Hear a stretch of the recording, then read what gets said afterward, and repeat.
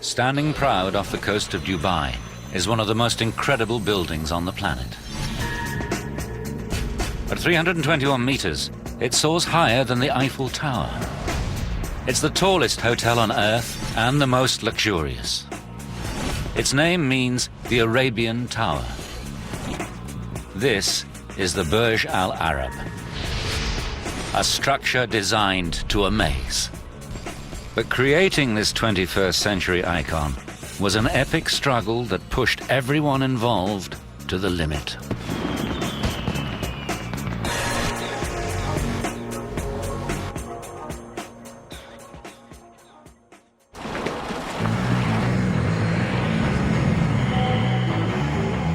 In November 1994, construction began on the world's tallest and most luxurious hotel. The pressure was on from day one. With the eyes of the world watching, no one on the project wants to disappoint this particular client. Sheikh Mohammed bin Rashid Al Maktoum, then Dubai's crown prince, is the visionary behind this amazing building. The project is his response to the economic time bomb his country confronts. As his close advisor, Sultan bin Saleem knows all too well. He knew that we don't have oil. He knows that oil is going to end someday. And they have two choices. Either go and do something about it and find other alternative ways to sustain the life for the people of Dubai, or sit waiting for help.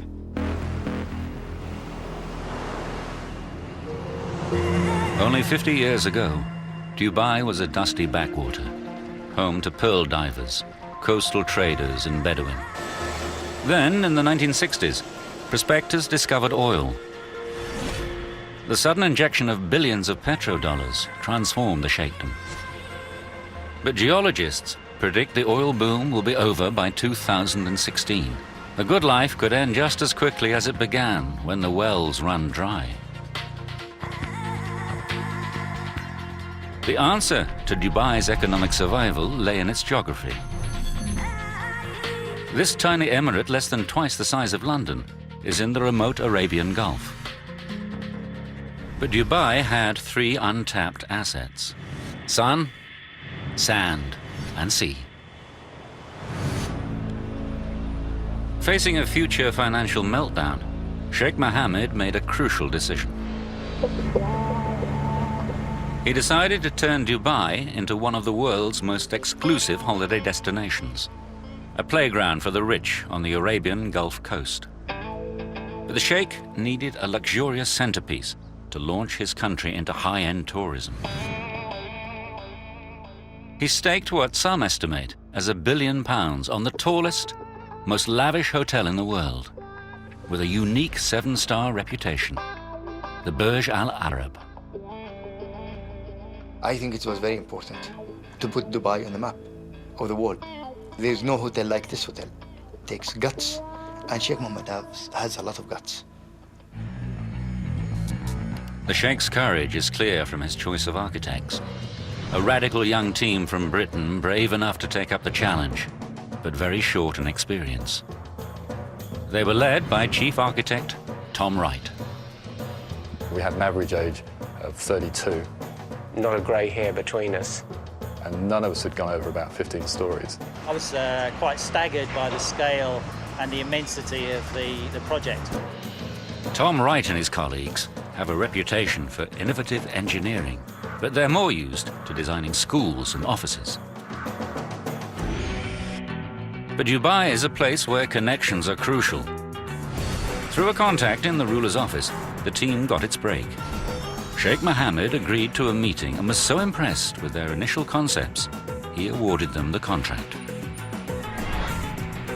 Wright must turn his sketches into a design so remarkable the building becomes a world-renowned landmark. We had many sleepless nights worrying that the building we designed wouldn't turn out to be at all iconic. Wright knew he must push his design to the limits. A building only becomes an icon when its form is simple but unique.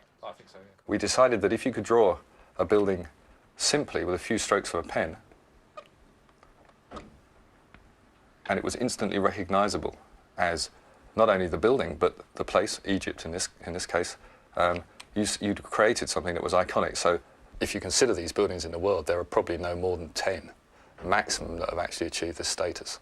Australia, Sydney Opera House. As with all these buildings, it's usually just the first couple of lines that actually make you know exactly where the building is. Paris. And you have to put a flag on the top. Building an icon is a once-in-a-lifetime challenge few have pulled off. The team had to compete with the likes of Gustav Eiffel. All the brainstorming paid off when Wright finally had his eureka moment.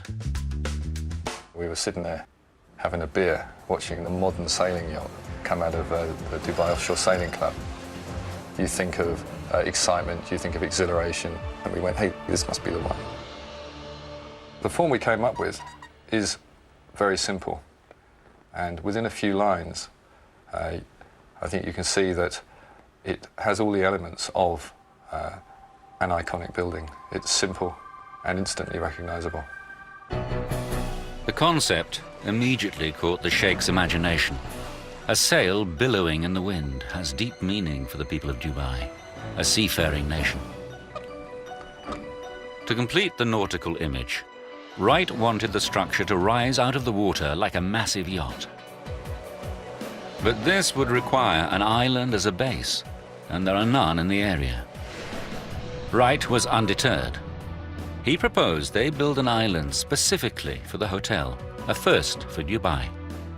Constructing the hotel out at sea would significantly add to the risk and cost. Wright would have to persuade his colleagues this radical scheme could work. I remember I was pulling the sail out to sea, and the rest of the design team were pulling the sail back onto the shore. And this continued to go backwards and forwards before finally the client stepped in and said, no, it's going to be out at sea. Sheikh Mohammed was prepared to take the risk. The hotel would be built 270 meters off the coast. No one had ever built a tower this high on an artificial island. This 321-meter structure, weighing 250,000 tons, will need to stand firm against earthquakes and Gulf storms. Wright has won the first of many battles. The Burj will rise out of the sea. But time and again, his refusal to compromise would force his colleagues to push the boundaries of engineering to the limit.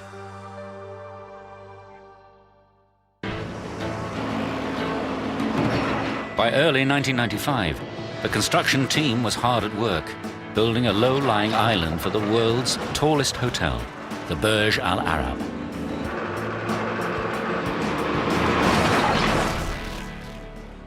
But the young architects were about to get a taste of Dubai's extreme weather. April the 27th, a powerful storm known as a shamal swept across the Gulf, hitting the coast with a vengeance.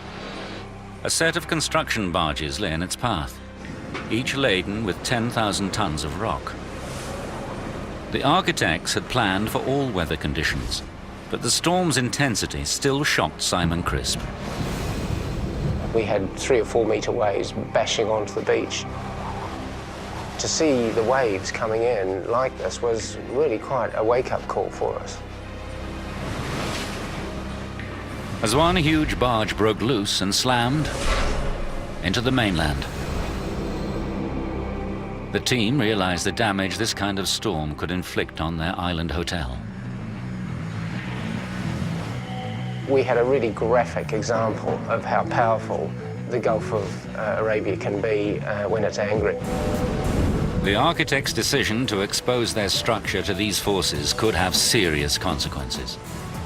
The engineers would have to struggle to produce a low-lying island still capable of resisting nature's fury.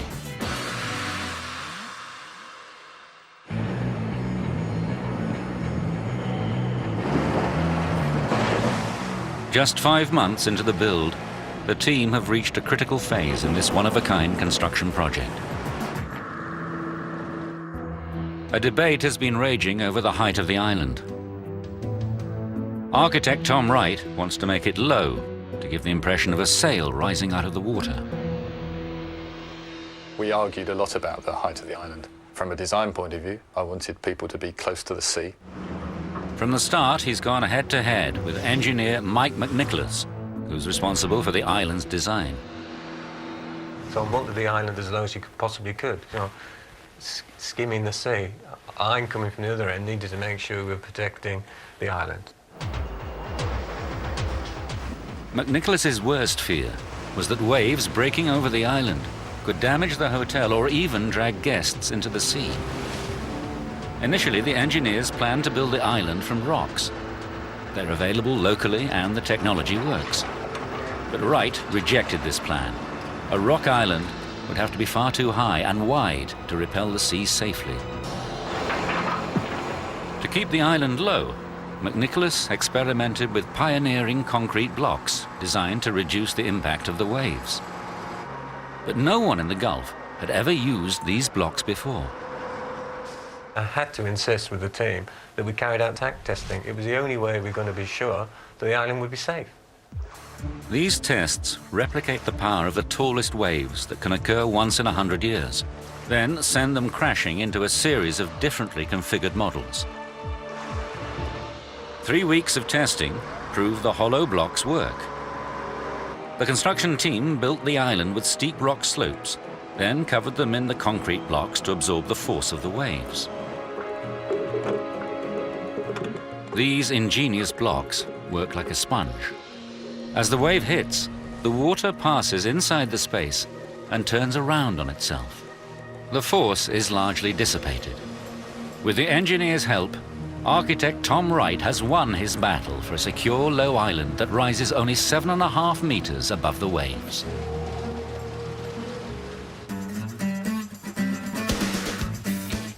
November 1995. The artificial island for the world's tallest all-suite hotel was now complete. The construction team could start phase 2 of this unique project, the foundations. The support needed for any skyscraper is vast.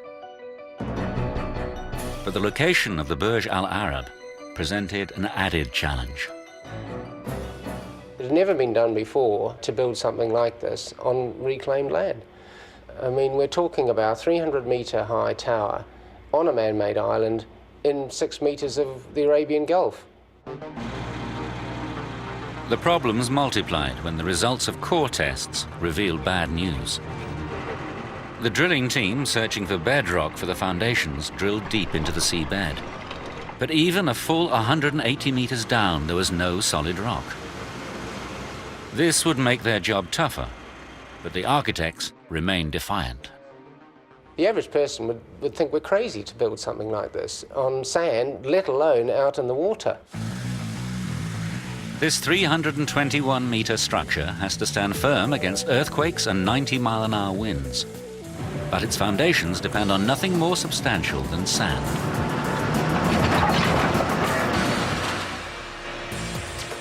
The architects had a plan. They'd support the Burj using steel-reinforced concrete foundation piles drilled deep into the sand. To stop the whole building from just sinking, they'd rely on an effect known as skin friction, the resistance that stops two rough surfaces slipping past each other. Skin friction is all about the contact between the sand and the surface of the pile. And the longer the pile, the further in the ground it is, the greater that effect. And I'm going to demonstrate it now by whacking it in. You'll see it starts to move quite quickly with the first few impacts. Now it's starting to stiffen up a bit.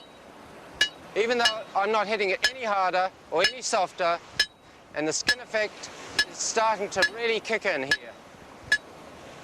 Once the friction between the post and the sand around it equals the load of the hammer, the post comes to a halt. But Crisp's scheme would only anchor the Burj if the sand is compacted enough to create resistance around the building's piles. The drillers pack sand samples into sealed containers and send them off to be analyzed. If the results show the sand is too loose, then support on the piles anchoring the building could suddenly fail. In the southern end of the Arabian Gulf, this threat could be particularly serious. Dubai lies within range of a major fault line, so this soaring megastructure might be vulnerable to earthquakes. In June 1964, a 7.5 magnitude earthquake hit Niigata in northern Japan, an area also built on sandy silt. The tremors flipped over entire apartment buildings as the ground gave way beneath them. This wasn't normal earthquake collapse. The devastation was due to a phenomenon known as liquefaction. As grains of loose sand shake, they fill up any air pockets and compact, taking up less space. The ground stops behaving like solid earth and settles like a liquid.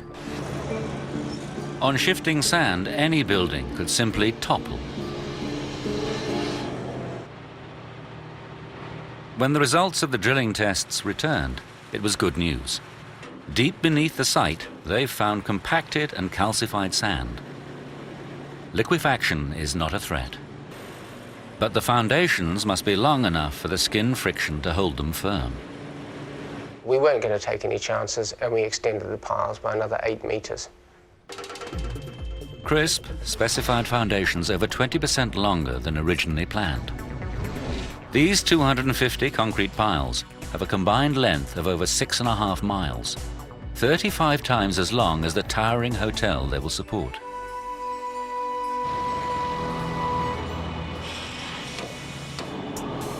One by one, the engineers were solving the challenges thrown up by this extraordinary structure. But in 1996, they braced themselves for a new set of obstacles as they began Phase 3, the construction of the hotel itself. This building had to stand up to the worst that the Gulf could throw at it. The hotel has slender concrete walls, not capable of withstanding the elements alone. To hold them firm against high winds and earthquakes, the architect devised a visually stunning solution. A gigantic steel structure outside the main building known as an exoskeleton. A series of vast diagonal trusses tie 2 huge steel bows to the concrete core at the back of the building. Wright's design makes the building unique. But his giant diagonal trusses would make life hell for Anthony McCarter, the engineer who had to make them work. Those trusses gave me 4 months of heartache, sleepless nights, worries, anxiety. They must be incredibly strong to tie the exoskeleton together, but aesthetics are just as vital. It was critical that these diagonals were very, very elegant and also very beautiful as they're so visible. This building had to amaze the world and make Dubai a must-stop destination. Wright was not about to compromise. I used to go to Tom with option after option. I remember one particular occasion where I had 7 options and he went, no, no, no, no good, no good, no good. Eventually, McCarter found a form that worked structurally and was graceful enough to fit Wright's vision. But this in turn caused nightmares for Malcolm Murphy, the chief contractor. It's okay for the architect to draw pretty pictures, but we have to build it. He found a factory just 10 miles from the construction site capable of welding the huge diagonals. Each one is longer than the Airbus A380 Super Jumbo and heavier than 20 double-decker buses. Welding complex forms like this in the factory isn't simple, but it's nothing compared with transporting them to the site. With each truss weighing in at 165 tons and reaching a staggering 85 meters in length, it was no easy task. And the challenge is to do that. It's just unbelievable. No one has ever transported anything this size before in Dubai, but Murphy was not going to be beaten. He brings in one of the world's largest heavy lift transporters, a beast with a total of 80 wheels. It makes the slow journey to the construction site at an average speed of 4 miles an hour. Police must close roads and remove traffic lights to allow this convoy through. When they finally reach the site, the contractors face their next hurdle, lifting these 165-ton beasts into position. The architects refused us point blank to position these things in three pieces, which we wanted to do originally. And he said, no, aesthetics, I'll not allow you to weld up there. He's forced to find a way of lifting the trusses in a single piece to a height of 200 meters, twice the height of the Statue of Liberty. We had to go away and think of an idea how to actually lift these monsters up. We had three big monster cranes in there, and even they weren't big enough to lift the diagonal trusses. Murphy had to look further afield for a solution. Specialist lifting gear from Singapore. His team set up winches, like those used on offshore drilling rigs, high on cantilever frames 15 meters from the building. Cables with a braking strength of 225 tons are attached to the ends of the truss. I can assure you, we were very, very nervous that morning when we lifted the first one. 30, 40 guys had sleepless nights that week, getting ready for that first lift. The two massive winches take up the strain, then painstakingly raise the diagonal truss little by little up the side of the building. It's all going to plan. Murphy and his team have solved the lifting dilemma, but these trusses have a sting in the tail. They need to fit into place with pinpoint accuracy. But Dubai's climate means temperatures can vary by as much as 14 degrees in a single day. And this will make the trusses expand and contract dramatically. The problem's known as thermal expansion. The steelman's nightmare in the desert, working 50 degrees C. Steel expands in the heat and contracts when cold. Okay, chaps, light up. We're actually going to heat the steel up now, which is going to give you an idea of what temperatures we're working in the desert. Heat makes the steel molecules move faster and further, and this 15-meter tube actually grows in length. The difference is visible. What did I tell you? Steel does expand with the heat. The diagonal trusses on the Burj Al Arab could expand and contract by a full 5 centimeters over a 24-hour period. They were never going to fit their precise point in the framework without an ingenious solution. The engineers thought about it, the structural fabricators, the steel fabricators, the architects, everybody thought about it. And it was actually one of the architects came up with this great solution. On the frame of the structure, the fixing bracket contains a vast washer with its hole offset from the center. This swivels until it lines up with the hole in the diagonal truss. Then, the cast steel pin, 30 centimeters in diameter, is inserted through both holes, locking them together. This clever device buys the team the crucial 5 centimeters of play they require for the installation, and the truss is now fixed securely in place. When we got that pin in, we had those champagne corks flying. It was just unbelievable. But there's precious little time for celebration. The first guests are due before the millennium. This leaves the team less than 36 months to completion. It's a race against time.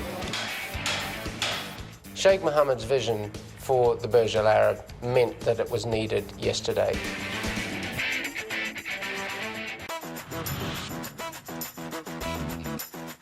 January 1997, and a colossus is emerging out of the Arabian Gulf. The Burj Al Arab will become the tallest hotel in the world, the last word in luxury and a proud symbol for Dubai. Architect Tom Wright wants the building to be beautiful. The steel sections of the exoskeleton that will support it must be as minimal as possible. The view from these £1,000 a night suites would have to live up to the price tag. When you're in the suite, looking through the windows, they are right in front of you. So they have to be exceptionally well detailed and well put together. But this created a dilemma. If Wright make the exoskeleton too light, the wind's force at 300 meters above the Gulf could shake the building apart. Too bulky, and the elegant form of his yacht-shaped structure would be ruined. Once again, Wright and the engineers who must make his hotel safe were on a collision course. When you're designing a building that is taller than the Eiffel Tower, and you've never done one before, you want to make sure that you've got it right. The form with its steel exoskeleton was so groundbreaking. For the first time in Dubai's history, engineers decided to do tests in a wind tunnel. Wind engineer Volker Buttgereit knows the Burj Al Arab is one of a kind.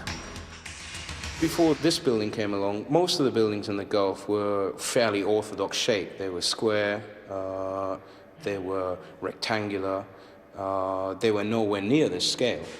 So doing a wind tunnel test for a building in those days in the Gulf was almost outrageous. But for this extraordinary structure, it was essential. The wind tunnel simulated the wind effects of the Gulf around this 1:50 scale model. This building has seen some pretty severe loads, almost twice what it would be seen in London. We measured suctions which were the order of a weight of a car hanging off, trying to suck the panel off the building. So that's quite something. The wind tunnel threw up results that could threaten the entire exoskeleton. When we first saw the design, there was immediate concern about vibration due to something called vortex shedding. Vortex shedding is an engineer's nightmare.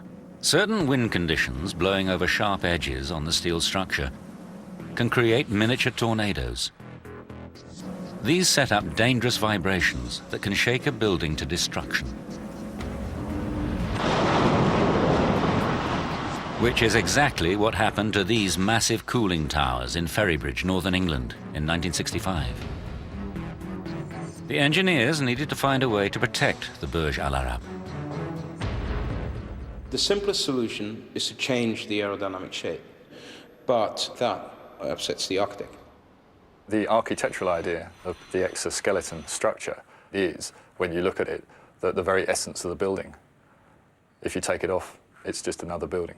If you put the exoskeleton structure on, you have an icon. The architect forced the engineers to think again. This is classic vortex shedding. We realized we had to come up with something clever that was not visible, but somehow reduced the motion. They turned to an ingenious hanging weight called a tuned mass damper. These are installed at vulnerable points in the exoskeleton. When the wind blows and vortex shedding starts to create dangerous vibrations, the 5-ton weight will swing instead of the structure and damp down the vibrations to well within safety limits. 11 of these systems are fitted from the top of the 60-meter mast all the way down through each of the steel bow structures. These dampers safely cancel out the threat.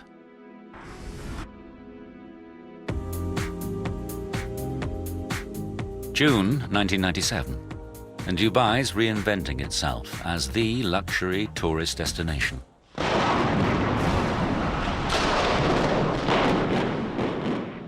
This old hotel has to bite the dust as the Burj Al Arab, the symbol of the new Dubai, approaches its final form. Just 30 months before the deadline, the crew begins constructing the toughest engineering challenge. Sheikh Mohammed wants the building to impress, so the design calls for a restaurant that looks as if it's suspended in the sky.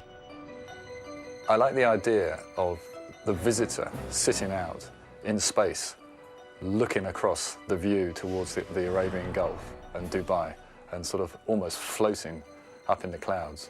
The whole idea of hanging out over space would give you a dining experience pretty unparalleled. The Al Muntaha, or Ultimate Sky View restaurant, will soar 200 meters above the sea and project nearly 27 meters out on both sides from the building's narrow central core.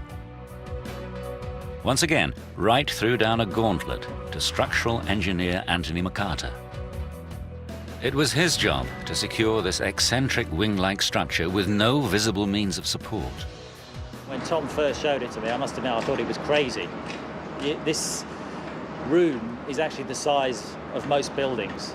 and Tom decided that he wanted to take it and stick it outside of the centre of gravity of the supporting structure. So there it was, dangling in the breeze with only the structural engineer to hold it up. And if the engineers were to get the calculations wrong, the whole thing could tumble 200 meters to Earth. McCarter found a solution to the pull of gravity that pushes conventional engineering to new heights. In the concrete core at the back of the building, he cast a series of steel brackets known as embedments. 10 enormous steel girders radiate off them, up to 1.6 meters high. These beams form the base of the rigid steel floor. The wing-like exterior was attached to it, and the entire restaurant could then be enclosed in aluminium and glass. This gravity-defying structure will survive winds of close to 100 miles an hour. It's an engineering triumph. But they were just 4 years into the 6-year program. No one could afford to take their foot off the accelerator. The program was relentless and challenging. 24-hour working, 6 o'clock, site meetings in the morning, every morning. You live, sleep, breathe the building. The challenge really was on, can we design it and finish it by the original program? The Burj Al Arab was due to open in time to celebrate the millennium, just 2 years away. The world's media was watching to see if the hotel would be the masterpiece the Sheikh promises, and if the team could complete it on schedule. The only way to deliver on time was to start the interior decoration long before the exterior was finished. In a temperate climate, this wouldn't be an issue, but humidity in Dubai reaches 100%, and temperatures can soar to a scorching 49 degrees. These conditions simply don't allow the team to fit delicate finishes like gold leaf, silk, and carved wood.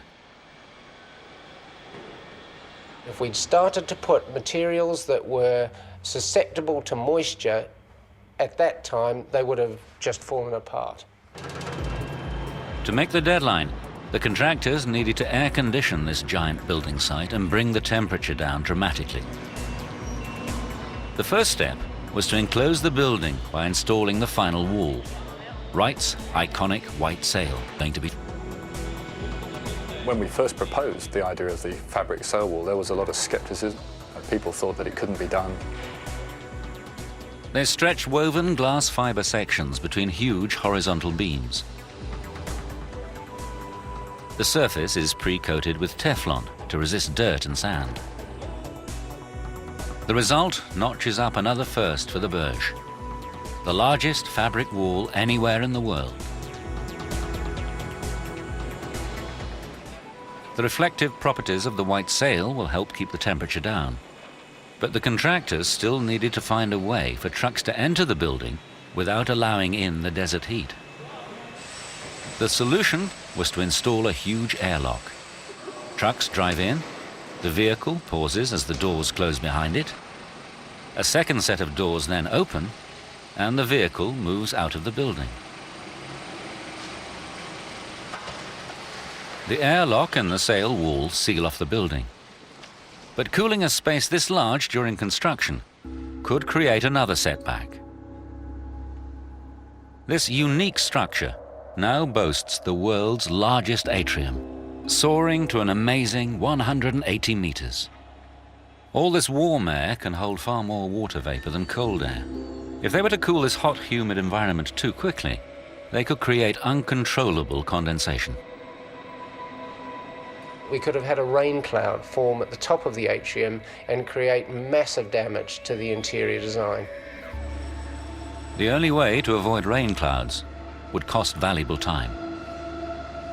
The contractors switched on the giant cooling system and brought the interior temperature down steadily by less than 1 degree a day. Given the schedule, it was painfully slow. We started to cool the building down in June 1998. By December 98, it was pretty well down to temperature. At last, the interior decoration could begin. But for a job like this, that has to be approved by the Sheikh, they needed a world-class designer. Quan Chu, who's already worked for the Sultan of Brunei, knows exactly what it takes to satisfy royalty.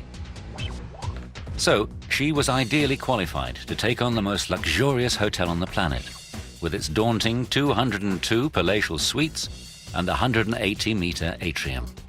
But she had just 24 months from design to completion to be ready for the guests booked in for the millennium. I had a very, very tight program. So what we did was that the entire office, all 50 designers, just dropped everything else. Solidly, we just worked on the Burj Al Arab. She not only faced a frantic schedule, Sheikh Mohammed was expecting her to amaze the world. The brief basically asked us to design something that's never been ever designed before, and that will never be designed ever again. Quan Chu and her team pulled out all the stops and began to produce interiors they hoped would match the Sheikh's ambition. But as they struggled to meet the deadline, another more severe problem came up. The Sheikh had a new requirement. He wanted to offer guests every conceivable electronic gadget in their suite. But this could have dangerous consequences. A new member of the team was suddenly in the hot seat. Electrical engineer Rob Roos faced the biggest challenge of his career.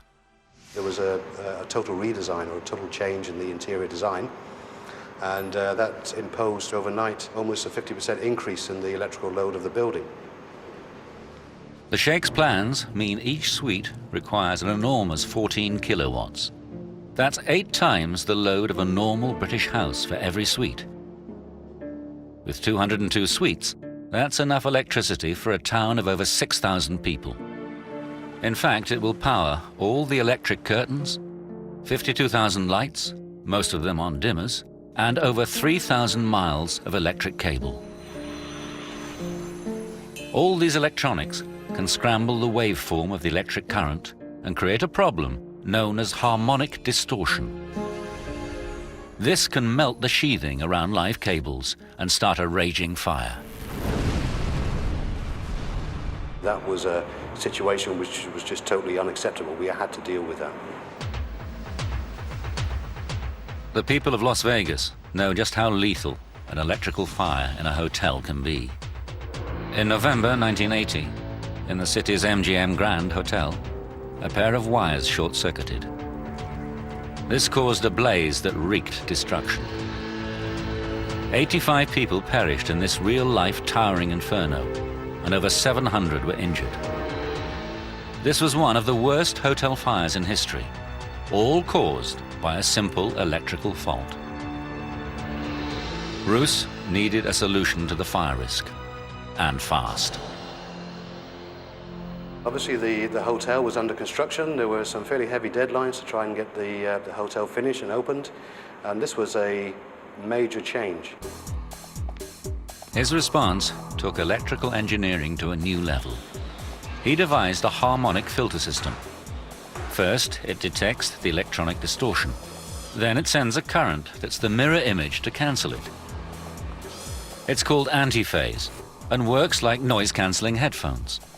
His filters are now installed on every third floor, and at the point the electricity enters the building. No one had ever attempted a system on this scale before. This was the largest active filter installation of its kind in a building like this anywhere in the world. A world-class solution for a world-class megastructure.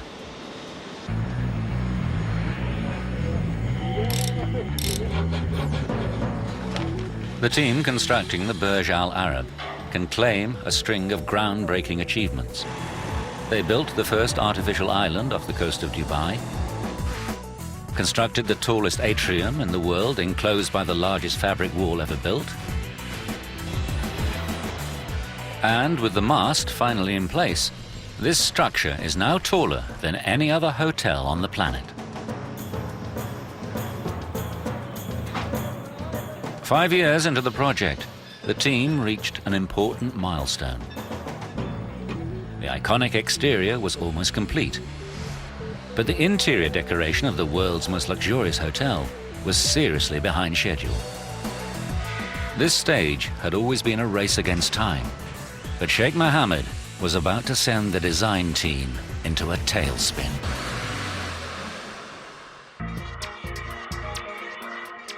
Dubai.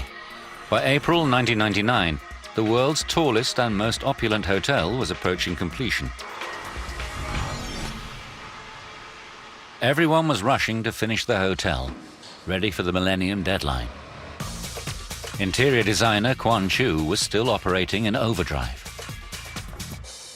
Christmas was cancelled, Easter was cancelled, bank holidays were cancelled. We basically made 50, 60-hour weeks. Her brief from the Sheikh is to shock, to innovate, to amaze the guests with a modern Arab palace. And she delivers in spades, with 24,000 square meters of marble from Italy and Brazil, the equivalent of 3 football pitches. 8,000 square meters of 22-carat gold leaf give the desired impression of luxury. And she finishes the look with crystal chandeliers, woven silver and velvet. But for the world's largest atrium, Quan Chu made a radical decision. She went minimalist. She let the complex architecture speak for itself by painting it all white. The interior decoration was almost back on schedule, and Quan Chu was feeling optimistic.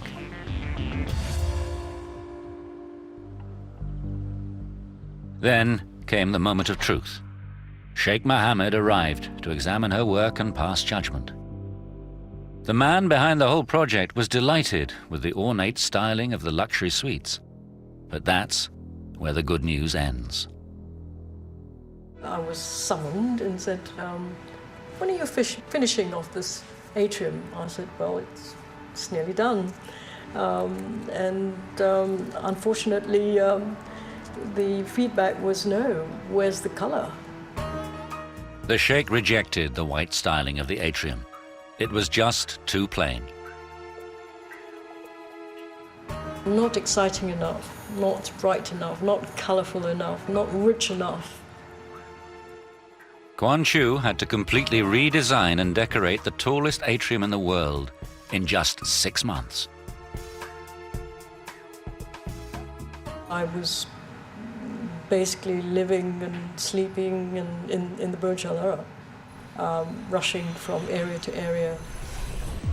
With one last chance to get it right, she set out to dazzle. She designs a light show to animate the world's tallest fabric wall. Fountains create aquagymnastics in the lobby. Vast fish tanks welcome visitors as they ride the escalators. And crucially, she transforms the view up the atrium into a rainbow palette of vibrant colors. Everyone was on tenterhooks, hoping it would satisfy Sheikh Mohammed. The adrenaline was pumping, sleepless nights basically before opening. The Sheikh's response was a definitive yes. He was delighted and signed off on the project. Sheikh Mohammed believes it became almost a 6 to 7 star hotel.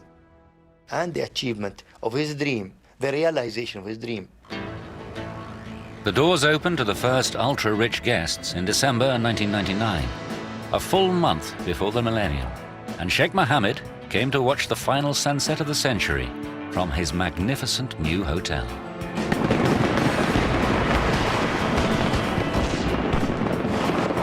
Architect Tom Wright and the team have fulfilled the brief. Every part of this iconic structure is extraordinary. A spectacular combination of fire and water greets you before you even enter the building. In the ground floor restaurant, a team of divers care for 700 exotic fish in this 280 cubic meter tank. The result allows guests to get intimate with sharks while they eat. At the opposite end of the world's tallest hotel, this amazing feat of engineering, the Cantilever Restaurant, delivers Tom Wright's vision of dining in the sky. Staying here doesn't come cheap. Suites cost up to £14,500 a night. And for guests with that kind of money, there's the helipad weighing 330 tons, projecting off the building a full 200 meters above the sea.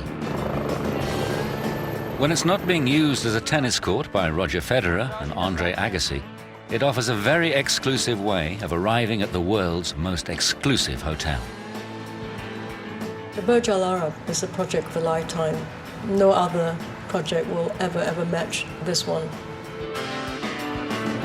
The engineering triumph of creating Dubai's first artificial island has had far-reaching effects. It's paved the way for a series of enormous schemes, each more ambitious than the last. From the Palm Island, which sold out in 3 days, to the World Islands and beyond. The tallest hotel on Earth has laid the foundations for a secure future when the oil runs out. And it's all down to Sheikh Mohammed's foresight and architect Tom Wright's unique vision. We knew from the start that we had the opportunity to produce something quite startling. And this project, I really think we achieved that.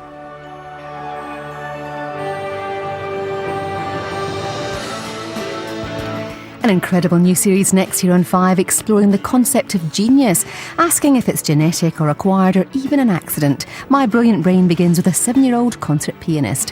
While on 5 US, it's dirty, very, very dirty. More in a moment.